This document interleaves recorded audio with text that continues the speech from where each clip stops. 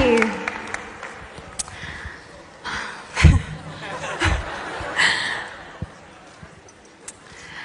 2 years ago, I launched a campaign called He for She at the UN in New York. I was very nervous before that speech. The nerves were followed by a tremendous high immediately afterwards and a crashing low a few days after that. My best hopes and my worst fears were confirmed all at once. I had opened Pandora's box to a standing ovation and almost simultaneously a level of critique I had never experienced in my life, and the beginning of what would become a series of threats. The last 2 years have been a baptism of fire, to say the least, where I learnt just how little I know and also how much.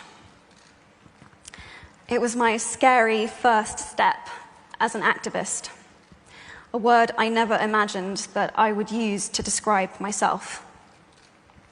So, reading the applications of activists who applied here for One Young World Scholarships was surprising to me. Here I was, reading the stories of people from nearly 200 different countries from around the world, with experiences that I couldn't even imagine. I mean, they were so out of this world to me. And yet, their notes looked like my notes. The same themes emerged over and over and over again. There was so much overlap with the things that I had been thinking about and that I had been struggling with. Because the truth is, it had never been about being an activist. It was about the choice to make myself visible, and the choices that you made to do that too.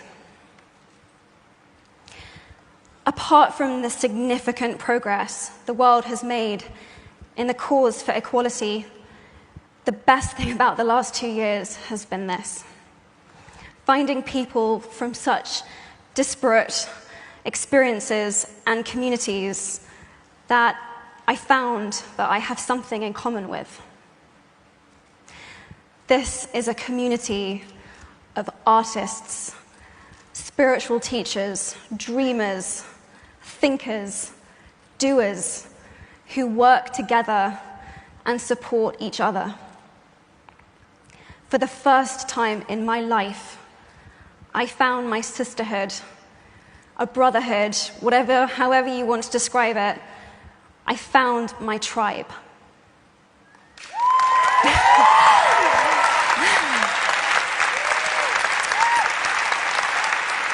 My hope for you, while you're here, is that you will find some of your tribe too. I really needed mine. Bobby Kennedy, when he was senator for New York, said, "Each time a man or woman stands up for an ideal, or acts to improve the lots of others, or strikes out against injustice, he sends forth a tiny ripple of hope. And crossing each other from a million different centers of energy, those ripples build a current that can sweep down the mightiest wall of oppression and resistance." That's what we are doing.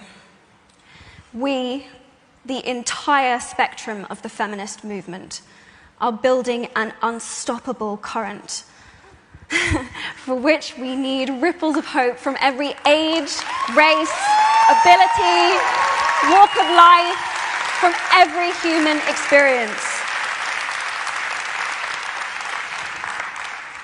I feel gender equality is as important as any of the other goals that we are here to discuss.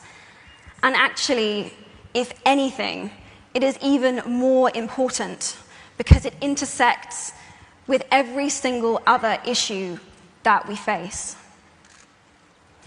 We all have feminine and masculine energies within us.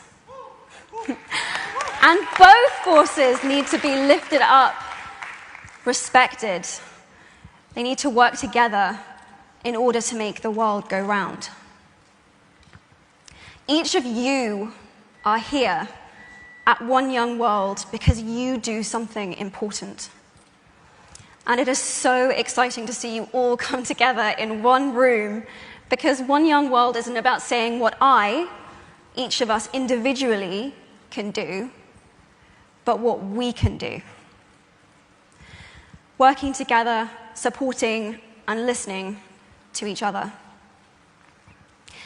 It's in that spirit that I am delighted to introduce 9 activists who are the first recipients of a One Young World scholarship that I am very honored to have in my name. They are working to secure real progress towards a gender-equal world, and I hope that their stories will inspire you as much as they have inspired me.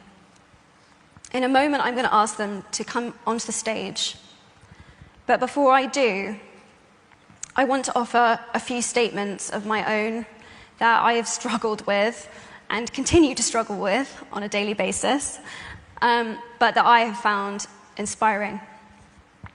I want to ask you to take a moment. You can keep your eyes closed or keep them open, and ask yourself if these have any truth for you in them. I am willing to be seen. I am willing to speak up. I am willing to keep going. I am willing to listen to what others have to say. I am willing to go forward even when I feel alone. I am willing to go to bed each night at peace with myself. I am willing to be my biggest, bestest, most powerful self. These 7 statements scare the absolute shit out of me. But I know that they are at the crux of it all. At the end of the day, and when all is said and done, I know that these are the ways that I want to have lived my life. I know each one of you probably will have encountered one of these statements in the last 48 hours. And if you have, thank you for being here. I appreciate it. It's truly an honor to be here with you all. Thank you.